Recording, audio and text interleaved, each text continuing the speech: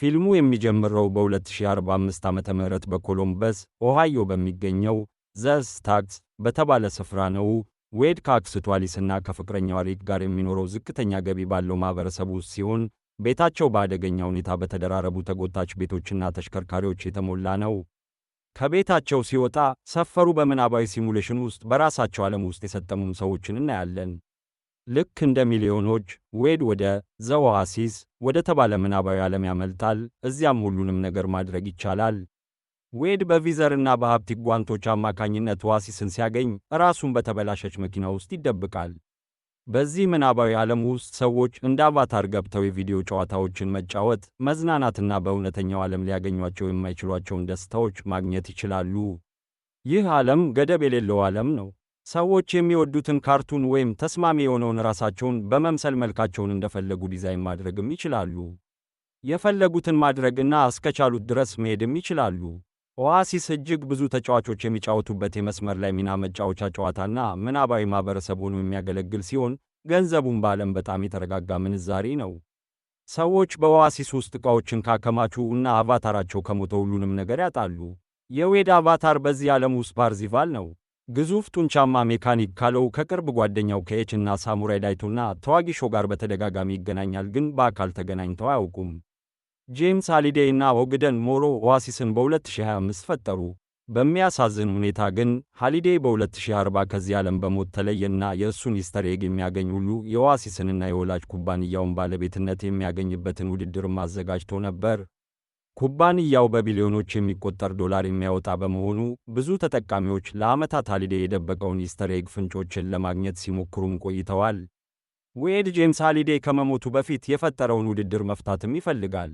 ከሞተ በኋላ የሃሊዴይ ኩባንያ ኢስተር ኤግን በኦአሲስ ውስጥ እንዴት እንደደበቀ የሚያሳይ ቪዲዮም አውጥቷል። በቪዲዮው ውስጥ ሃሊዴይ አኖራክ ዘ ኦል ኖዊንግ የተባለ አቫታር ተጠቅሞ 3 ፈተናዎች እንደሚኖሩና የውድድሩን አሰራር ያስረዳል። ፈተናዎቹን ሲያሸንፉ ቁልፍና ለሚቀጥለው ፈተና ፍንጭ ያገኛሉ።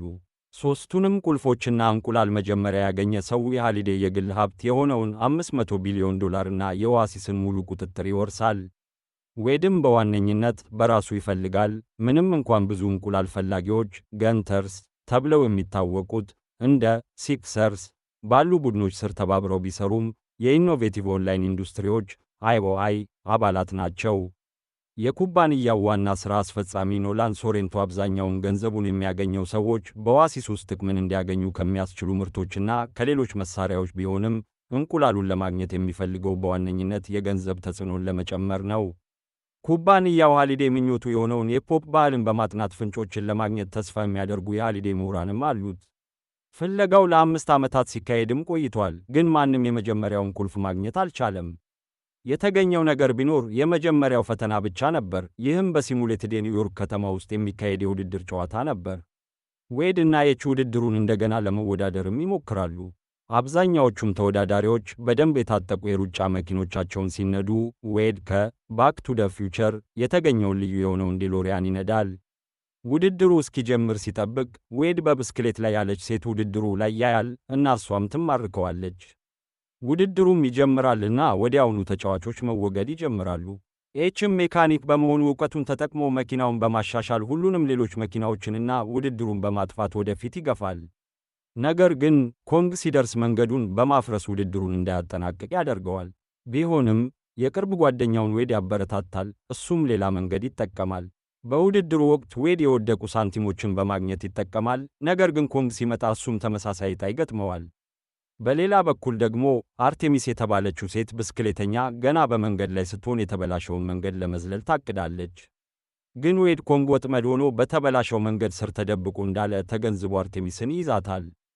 እርስ በእርስም ይጋጫሉ። ኮንግም የአርቴሚስን ብስክሌት ያወድማል። በፈተናው መጨረሻም ላይ ማንም ኪንግ ኮንግን ማለፍም አልቻለም። ከዚያ በኋላ ዌድ አርቴሚስን ለሚቀጥለው ውድድር ብስክሌቷን እንዲጠግን እንዲረዳው ኤችን ያሳምነዋል። ኤችም ብስክሌቷን ሲጠግን ዌድ እና አርቴሚስ ስለ ሃሊዴይና ስለ ውድድሩ ይነጋገራሉ። ሲነጋገሩም አርቴሚስ ኦአሲስን ከአይዋይ ለማዳን ሁሉንም ነገር ለመክፈል ፈቃደኛ መሆኗን ትገልጻለች። እውነተኛ ገንተር ለገንዘብ ብቻ እንደሚያደርገውም ትናገራለች። በእውነተኛው ዓለም ዌድ በአልጋው ላይ ተኝቶ የአርቴሚስን ቀደም ሲል የነገረችውን የሃሊዴይ ሕጎችን መጥላት ያስታውሳል። ቪዘሩን ተጠቅሞም ወደ ሃሊዴይ ጆርናልስ ይሄዳል። በኦአሲስ ውስጥ ለሃሊዴይ የግል መቅደስ ሆኖም የሚያገለግል ቦታ ነበር። በሜካኒካል ኪውሬተር በመታገዝ ዌድ ሃሊዴይና ሞሮ ስለ ፍጥረታቸው የወደፊት ሁኔታ ሲወያዩ የነበረውን ትዝታ ይመለከታል። ሲመለከትም ዌድ ቪዲዮ ስለ ምን እንደሆነ የሚያውቅ ይመስላል። ምክንያቱም የሃሊዴይን መስመሮች በቃል ይደግማል። ሊሄድ ሲል ሃሊዴይ ሕጎችን እንደማይወድና እንዲቀየሩ እንደሚፈልግ ሲናገርም ይሰማል። በማግስቱ ዌድ ወደ መጀመሪያው ፈተና ይመለሳል። ከዛም የተቀሩት መኪኖች ወደፊት ሲሄዱ የራሱን ዴሎሪያን ወደ ኋላ በማስገባት ከመሬት በታች ያለውን መንገድ ያያል። ይህም ከመንገዱ በታች መሰናክሎችን አልፎ ኮንግን ያልፋል። በመጨረሻም ሴንትራል ፓርክ በሚገኘው የማጠናቀቂያ መስመር ላይ ይደርሳል። እዚያም አኖራክን ያገኛል። እሱም የኮፐር ቁልፍን 100,000 ሳንቲሞችንና ፍንጭን ይሰጠዋል። ሽልማቱንም እንዳገኘ የአቫታሩ ስም ፓርዚቫል በመጀመሪያ በውጤት ሰሌዳው ላይ ይመዘገባል። በአይኦአይ ብዙ የቦርድ አባላት የፓርዚቫል ስም በውጤት ሰሌዳው ላይ በመጨመሩ ለሶሬንቶ ስጋታቸውን ይገልጻሉ። ሶሬንቶ በሌላ በኩል ምንም የሚያሳስብ ነገር እንደሌለ እርግጠኛ ነበር። ቢሆንም ወደ ኦአሲስ ይገባል። እዚያም አይሮክ የተባለ የሽልማት አዳኝን ያገኛል። እሱም ኦርብ ኦፍ ኦስቮክስ የተባለ ኃይለኛ ዕቃ ያገኛል። ሶሬንቶ ደግሞ ፓርዚቫል ለመከታተልና በኦአሲስ ውስጥ እንዲገድሉ ይቀጥረዋል። በተመሳሳይ ጊዜ ዌድ አዲስ ባገኘው ሀብት የግብይት ጉዞ ያደርጋል። የዜሜኪስ ኪዩብ፣ የእጅ ቦምብና በመጨረሻም ልብስ ይገዛል። ይህም በእውነተኛው ዓለም ኦአሲስን ሲጫወት ሊለብሰው ይችላል። ተጫዋቹ በሲሙሌሽኑ ውስጥ ሁሉንም ነገር እንዲሰማም ያስችለዋል። ከዚያም ስለ ውድድሩ ሚስጥራዊ መንገድ ለኤች ይነግረዋል። እሱም ለዳይቶንና ሾን ይነግራቸዋል።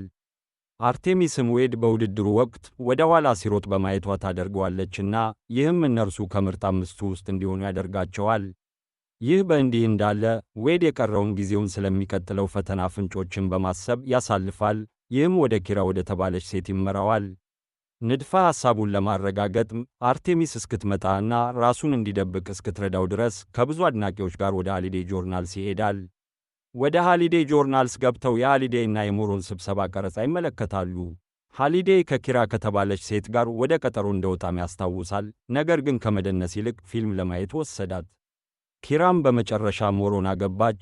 ነገር ግን ዌድ በሁለቱም ሕይወት ውስጥ ግልጽ የሆነ ጠቀሜታ ቢኖራትም ስሟ በዚህ ጆርናል ውስጥ የተጠቀሰችበት ብቸኛው ጊዜ መሆኑንም አስተዋለ። ኪውሬተሩም ጉዳዩን ያጤናል። ነገር ግን የዌድ ትንተና ትክክል እንደሆነ ይደመድማል። ዌድም ከኪውሬተሩ 1 ሳንቲም ይሰጠዋልና ከአርቴሚስ ዳንስ ግብዣ በዲስትራክትድ ግሎብ በሃሊዴይ የተነደፈ ልዩ ክለብ ውስጥ ይገባል። በዚያ ምሽት ዌድ አርቴሚስን ለማግኘት ሲደሰት ኤች እሷ ልትጠቀምበት ወይም አርቴሚስ ወንድ ሊሆን ይችላል ብሎ ያስጠነቅቀዋል። ዌድንም የሚጠብቀውን ነገር እንዲገድብና በግቡ ላይ እንዲያተኩርም ያስጠነቅቀዋል። የኤች ተቃውሞ ቢኖርም ዌድ የሚወደው ፊልም የሆነውን የባካሩ ባንዛይ ልብስ ለመልበስ ይወስናል። ዌድም ዲስትራክትድ ግሎብ ሲደርስ አድናቂዎች ሰላምታ ይሰጡታልና ፎቶግራፍ ያነሱታል። አርቴሚስም ከኋላው ብቅ ትላለች። በዚያ ምሽት አርቴሚስ ዌድን በዲስትራክትድ ግሎብ መሃል በሚገኘው 07 ዳንስ ወለል ላይ ትወስደዋለች። ሁለቱም ሰባዎቹ የዲስኮ ሙዚቃ ሲጫወት ይጨፍራሉ። ዌድ ኤክስ1 ልብሱን ስለለበሰ አርቴሚስን ከሲሙሌሽኑ ሊሰማት ይችላልና በመጨረሻም ስሜቱን ለእሷ ተናግሮ በእውነተኛ ሕይወት እንዲያገኛት ይጠይቃታል። አርቴሚስም ሐሳቡን ውድቅ ታደርጋለች። ምክንያቱም እሱ ቅር ሊሰኝ ይችላል ብላ ታስባለች። ቢሆንም ዌድ የሚረበሽ አይመስልምና በመጨረሻም እውነተኛ ስሙን ይነግራታል። ሳያውቁትም አይሮክ በትኩረት እያዳመጠ ነበር። ማንነቱን እንዳወቀ አይኦአይ ድግሱን ይወራልና የሽልማት አዳኙን ከመምታቱ በፊት ዌድ ለመግደል ሙከራ ያደርጋሉ። እንደ ዕድል ሆኖም እሱና አርቴሚስ ዜሜሪክስ ኪዩብን ተጠቅመው ጊዜን 60 ሰከንዶች ወደ ኋላ በመመለስ ለማምለጥ ቻሉ። ከወጡም በኋላ አርቴሚስ አባቷ በአይኦአይ ታማኝነት ማዕከል ውስጥ ዕዳውን ሲከፍል እንደሞተ ለዌድ ትናገራለች። እንቁላሉን ለማግኘትና ሌሎች ላይ ተጨማሪ ጉዳት እንዳይደርስ ለመከላከልም ካላት ተልእኮዋ መዘናጋትም አትችልም። ስለዚህ የዌድ መናዘዝ ውድቅ አድርጋ ትሄዳለች። ይህ በእንዲህ እንዳለ አይሮክ ተጨማሪ ምርምር በማድረግ የዌድ ሙሉ መግለጫ ለሶሬንቶ በፍጥነት ያቀርባል። ከዚያም ሶሬንቶ ከባልደረቦቹ አንዷ የሆነችውን ፊናሌ ዛንዶርን ስለ ዌድ በመንገር ዌድን በእውነተኛ ሕይወት ለማስወገድ ይቀጥራታል። በማግስቱ ሶሬንቶ ዌድ እንቁላልን ለማግኘት ኩባንያውን እንዲረዳው የ$25 ሚሊዮን ጉርሻን ጨምሮ ብዙ ማበረታቻዎችን ያቀርብለታል። ዌድም የሶሬንቶን ማስመሰል ያያል። ከዛም ዌድ እምቢ ይላል። ነገር ግን ሶሬንቶ ዌድ በእውነተኛው ዓለም የት እንደሚኖር እንደሚያውቅና እሱን ለማጥፋት እንዳቀደ ይነግረዋል። ዌድም አክስቱንና ፍቅረኛዋን ለማስጠንቀቅ ከእውነተኛው ዓለም ከምስጢር መደበቂያ ቦታው ይወጣል፣ ነገር ግን በጣም ዘግይቷል። ቤታቸው የተገነባበት ክምር ይፈነዳልና ወደ መሬት ይወድቃል። ከዚያም ዌድ ጓደኞቹን ለማግኘት ይሞክራል፣ ነገር ግን ፊቱ ላይ ንቅሳት ያለው ያልታወቀ ሰው በማንኳኳት ጠልፎ ይወስደዋል። በማግስቱ ዌድ እጆቹ ታስረው ይነቃል። የአርቴሚስ እውነተኛ ስም ሳማንታ ኩክም ታገኘዋለችና እሱም በድንገት እሷ በኦአሲስ ውስጥ አርቴሚስ መሆኗን ያውቃል። እሷና ጥቂት ሌሎች ከስቲክስና አይ አቅራቢያ የሚገኝ የአሰራር መሠረት እንዳላቸውም ትነግረዋለች። ሳማንታ ከዚያም ወደ ጣሪያ ወስደው ስለ ሥራቸው ትነግረዋለች። ሳማንታም ፊትዋ ላይ ያለው ትልቅ ምልክት ቢያስጨንቃትም ዌድ በእውነተኛ ሕይወት ውስጥ ስለምትታይበት መንገድ እንዳልተበሳጨ ያረጋግጥላታል። ሊሳሳሙም ሲሉ ሳማንታ የመጀመሪያው ፈተና ፍንጭ ምን ማለት እንደሆነም ትገነዘባለች። አርቴሚስ ያልተወሰደው ዝላይ የሚለው ፍንጭ ሃሊዴይ ከኪራ ጋር ያለውን ግንኙነት ለመፍጠር እርምጃ አለመውሰዱን እንደሚያመለክትም ትነግረዋለች። ቡድኑም በኦአሲስ ውስጥ ተሰብስቦ ወደ ሃሊዴይ ጆርናልስ ይሄዳል፣ ንድፈ ሐሳቧን ለመፈተሽና ሃሊዴይ በግንኙነታቸው ወቅት ኪራን ወደ የትኞቹ ፊልሞች እንደወሰዳትም ይጠይቃሉ። ሃሊዴይ በዚያን ጊዜ ከተመለከታቸው ፊልሞች መካከል ቀጣዩ ፍንጭ ወደ ዘ ሻይኒንግ ይመራል። ከዚያም ኪውሬተሩ ቡድኑን ወደ ኦቨርሉክ ሆቴል ይወስዳል። በሆቴሉ ውስጥ ቁልፉን ለማግኘትም ይፈልጋሉ። ውስጥ እያሉ ዘ ሻይኒንግ ያላየው ምን እንደሚጠብቃቸው አያውቅም ነበር። ተለይቶም ወጥቶ የፊልሙን መንትያ ልጆችና እርቃኗን ያለችውን ሴት ያገኛል። ምንም እንኳን ዕውቀቱ ባይኖረውም ብዙ አስፈሪ ሁኔታዎችን ያሸንፋል። ቢሆንም ከክፍሎቹ አንዱ ሙዚቃ ሲሰሙ በፊልም ስብስብ ውስጥ ስላለው የተወሰነ ቁልፍ ያለውን የመጀመሪያ ግምት መጠራጠር ይጀምራሉ። አርቴሚስ የሃሊዴይ ትልቁ ፍርሃት ፊልምም ሆነ ምንም መጽሐፍ እንዳልሆነ፣ ነገር ግን ትልቁ ፍርሃቱ ሴት ልጅን መሳም ያልተወሰደው ዝላይ እንደሆነም ይገነዘባሉ። ወደ ባህሉ አዳራሽም ገቡና እዚያም ኪራን ከዞምቢዎች ቡድን ጋር በትልቅ ጉድጓድ ላይ ሲጨፍሩ ያገኟታል። አርቴሚስም ወደ ጉድጓዱ በመዝለል የመጀመሪያውን ዝላዩን ወሰደች። ይህም የቀረውን ቡድን ከፊልሙ እንዲጎተት አደረገ። በመጨረሻም አርቴሚስ ከዞምቢዎቹ አልፋ ኪራን አብራት እንድትደንስ ትጋብዛለች። ከዚያም በድንገት አኖራክ ታየና የሚቀጥለውን ፍንጭ የጃድ ቁልፍን ሰጣት። የቀረው ቡድንም የራሳቸውን የጃድ ቁልፍ ያገኛሉ። ከዚያ በኋላ ብዙ የሲክሰርስ ቡድን አባላት ይከተሏቸዋል። እነሱም በዘ ሻይኒንግ አስፈሪ ነገሮች ይጠቃሉ። ሶሬንቶ ዌድ አሁንም በሕይወት እንዳለም ያውቃል። እናም ዛንዶርን ወዲያውኑ ስለ ዌድ ከስቲክስ የወሰደው ያልታወቀ ንቅሳት ያለው ሰው እንደሆነ ትናገራለች። በመጨረሻም የሳማንታን ባልደረቦች አንዱን ታገኘዋለች። እሱንም ወደ ሚስጥራዊ ስፍራዋ ትከተለዋለች። የአይኦአይ ሠራተኞችም ሚስጥራዊ ቦታቸውን ይወራሉ እና ዌድ ሳማንታን ከእሱ ጋር እንድትሸሽ ለማሳመን ይሞክራል። ነገር ግን እሱ እንዲያመልጥ ራሷን አሳልፋ ትሰጣለች። ዛንዶር ከዚያም ሳማንታን ታገኛታለችና አሁን ያለባትን ያልተከፈለ ዕዳ በመግለጽ ወደ አይኦአይ ታማኝነት ማዕከል ትወሰዳለች። ዌድም ሲያመልጥ ከሄለን ጋር ይገናኛል። እሷም በኦአሲስ ውስጥ መሆኗን ትገልጻለች። በመኪና ውስጥም ይደበቃሉ። እዚያም ዌድ ከቶሺሮ እና ከ11 ዓመቱ ሾቶ ጋር ይገናኛል። እነሱም ዳይቶና ሾ ናቸው። ይህ በእንዲህ እንዳለ በአይኦአይ ሦስተኛውን ፈተና አስቀድመው ሰርገው ገብተው ወደ ካስል አኖራክ በፕላኔት ዱም ይመራል።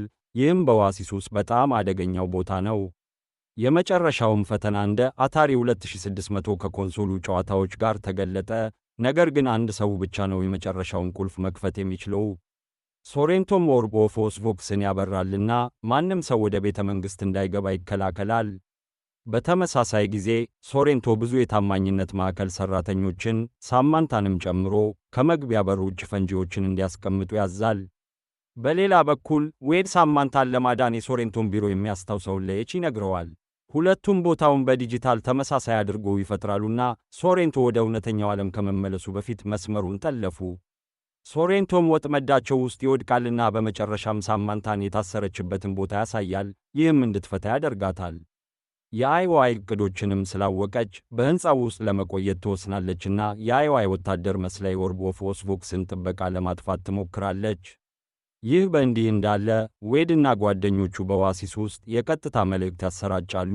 የሶሬንቶን ድርጊቶች ለሁሉም በማሳወቅና ፍትሕን የሚያምን ሁሉ ወደ ፕላኔት ዱም መጥቶ እንዲረዳቸውም ይጠይቃሉ። በዚህም ምክንያት ብዙ ሰዎች ከአይኦአይ ኃይሎች ጋር ለመዋጋት ተዘጋጅተው ይመጣሉ። ሳማንታ ግን የኦርቡን ጥበቃ ለማውረድ ትሞክራለች። ብዙ የቪዲዮ ጨዋታ ገጸ ባህሪያት እንዲሁም ከሳይንስ ልብ ወለድ ፊልሞችና ታዋቂ ፊልሞች የመጡ ሰዎች ዌድን ለመርዳት ተዘጋጅተውም ይታያሉ። ከጥቂት ጊዜ በኋላም ከቤተ መንግሥቱ ውጭ ትወጣለችና ዌድን ታገኛለች። ነገር ግን ሶሬንቶ የራሱን ሜካ ጎድዚላ ትጥቅም ይለብሳል። ሜካ ጎድዚላን እንዲያሸንፍ የብረት ጃይንትን ያዘጋጃል እና ዳይቶ ወደ ጉንዳም ተለውጦ ግዙፉን ሜች ለመዋጋት ይሞክራል፣ ግን ሁለቱም ይሸነፋሉ። ግን ሳማንታ ማድቦል ቦምብ ወደ ሜካ ጎድዚላ ራስ ውስጥ በመወርወር ሶሬንቶን ማፈንዳትም ቻለች።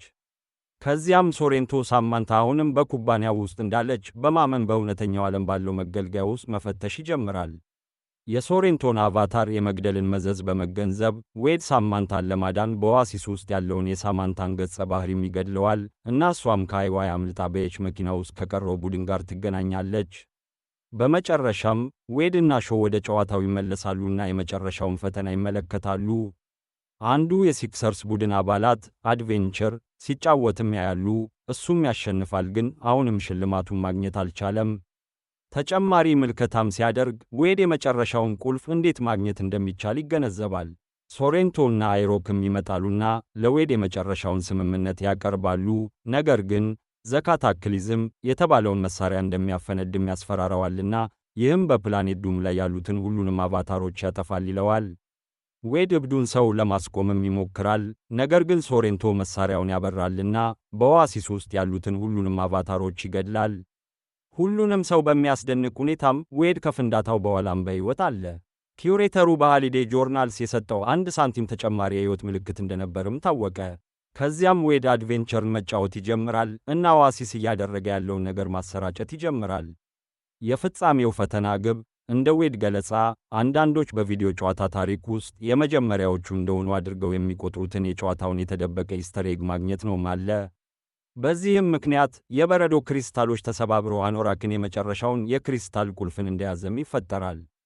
ከዛም አኖራክ የክሪስታል ቁልፉን ይሰጠዋል እና ዌድ ወደ ግዙፍ በር ውስጥ በ3 ቁልፍ ቀዳዳዎች ተጠቅሞ ይገባል። በሌላ በኩል አይዋይና ኃይሎቻቸው የኤችንና መኪናውን በእውነተኛው ዓለም አግኝተዋልና ይህም ዌድ በአቅራቢያው ያለውን ሁሉ እንዲረዳቸው ይጠይቃል፣ ምክንያቱም የአይዋይ ባልደረቦች እነሱን ለማስወገድ እየሞከሩ እንደሆነም ይናገራል። ረጅም በሩን ለመክፈት ሙከራ ካደረገ በኋላ በመጨረሻም በወርቅ የተሞላ ቤተ መንግሥት ውስጥ ይገባል። ተመልካቾቹም ምሁራኑን ጨምሮ የውድድሩን መጨረሻ በማየታቸው የተደሰቱም ይመስላል። ከዚያም አኖራክ ለመፈረም ወረቀቶችን ያቀርብለታል። ውሉን ለመፈረም ሲዘጋጅ ዌድ ሃሊዴይ ሞሮን የኩባንያውን አክሲዮን እንዲፈርም ያስገደደበትን ጊዜ አስታወሰ። ይህም በሕይወቱ ውስጥ ትልቁ ስህተት እንደሆነና እሱ ተመሳሳይ ስህተት መስራት እንደማይፈልግም ነገረው። ፈተናውን ካለፈ በኋላም የአኖራክ አቫታር ወደ ሃሊዴይ ይለወጣል እና ክፍሉ ወደ ሃሊዴይ የልጅነት ክፍል ይለወጣል። በክፍሉ ውስጥም ሃሊዴይ ዌድን ኦአሲስን ሙሉ በሙሉ ሊያጠፋ የሚችል ልዩ ቁልፍ ያሳየዋል። የሃሊዴይ ታናሽ ራሱ በክፍሉ ውስጥ የቪዲዮ ጨዋታ ሲጫወትም ይታያል። ሃሊዴይ ከዚያም ወርቃማውን እንቁላል ለመፈለግ ወደ መሳቢያው ይሄዳል። ከዚያም ሃሊዴይ እንቁላሉን ለዌድ ይሰጠዋልና ምናባዊው ዓለም አስደሳች ሊሆን ቢችልም እውነተኛው ዓለምና ከእውነተኛ ሰዎች ጋር መገናኘት የበለጠ አስፈላጊ መሆኑን ይነግረዋል። ሃሊዴይ ከወጣት ራሱ ጋር ሊሄድ ሲል ዌድ በእውነት ሞታል ወይ ብሎ ይጠይቃል። ነገር ግን እሱ አይመልስምና በቀላሉ ደህናውን ብሎት ሄደ። በኋላ ቡድኑ ወደ ዘዝ ታክሲ ይደርሳል። ነገር ግን ሶሬንቶ ይመጣል። ከዛም ሊገድላቸው ይቀርባል። ነገር ግን ዌድ ኢስተር ኤግን እንደያዘ ሲመለከት ይደነግጣልና እጅ ይሰጣል። ፖሊስም በድንገት ደርሶ ሶሬንቶንና ፊናሌን በቁጥጥር ስር ያውላል። ከጥቂት ጊዜ በኋላም ኦግደን ሞሮ ወደ መኪናው ደርሶ ዌድን እንኳን ደስ አለ ብሎ ስለ ኦአሲስ ያወራል። ሆኖም ዌድ ይቅርታ ጠይቆ ለሳማንታ ያለውን ፍቅር እንደተናዘዘ እና እሷን መሳም እንደሚፈልግ ተናገረ። በመኪናው ውስጥም ይሳሳማሉና የተቀሩት ጓደኞቻቸው ይመለከታሉ። በድንገት ሞሮ እና አንዳንድ የኩባንያው ጠበቆች ደርሰውም የዌድ ፊርማ ይጠይቃሉ። ሆኖም ግን ሽልማቱን ከጓደኞቹ ጋር መጋራት እንደሚፈልግ ይናገራልና ሞሮም ይስማማል። ከጥቂት ጊዜ በኋላ ሃይ ፋይቭ የተባለው ቡድን ከአውቶቡሱ ሲወጣ ሰዎች ያሞግሷቸዋል። ይህ በእንዲህ እንዳለ ሞሮ እና ዌድ ስለ ሃሊዴይ ሲነጋገሩ ሞሮ ሳንቲም ይሰጠዋል። እሱ ኪዩሬተር እንደነበረም ይገልጻልና ዌድ ኪራን ስላወቀ ሥራውንም ያሞግሳል። ተጫዋቾችን ምንም ቀጥተኛ ፍንጭ እንዳይሰጥ ቢታዘዝም የዌድ ግንዛቤ ግንኙነታቸውን አስደምሞት ትንሽ ከፍ እንዲል እንደወሰነም ነገረው። ዌድ ለሞሮ የሃሊዴይ ትልቁ ፍርሃት ኪራን አለመሳም ሳይሆን የቅርብ ጓደኛው የሆነውን ሞሮን ማጣት እንደሆነም ይነግረዋል። የኦአሲስ አዳዲስ ባለቤቶች በመሆናቸውም ተደስቶ ሞሮ በፈቃደኝነት እንዳማካሪ ይቀላቀላቸዋል። አዳዲሶቹ ባለቤቶች በኦአሲስ ውስጥ ማንኛውንም የታማኝነት ማዕከሎች እንዳይሰሩ ይከለክላሉ፣ ወይም እንዲዘጋ ያስገድዳሉ። ደግሞም ኦአሲስን ማክሰኞና ሐሙስ ያጠፋሉ። ይህም የሃሊዴይን ምክር በመከተል ወደ ውጭ ወጥቶ እውነተኛውን ዓለም እንዲለማመዱም ነበር። ይህን ቪዲዮ ከወደዱት ለተጨማሪ ቪዲዮዎች ሰብስክራይብ ያድርጉ፣ የማሳወቂያ ደወሉንም ይጫኑና ቻናሉን ለመደገፍ ላይክ ያድርጉ። ስለተመለከታችሁን እናመሰግናለን።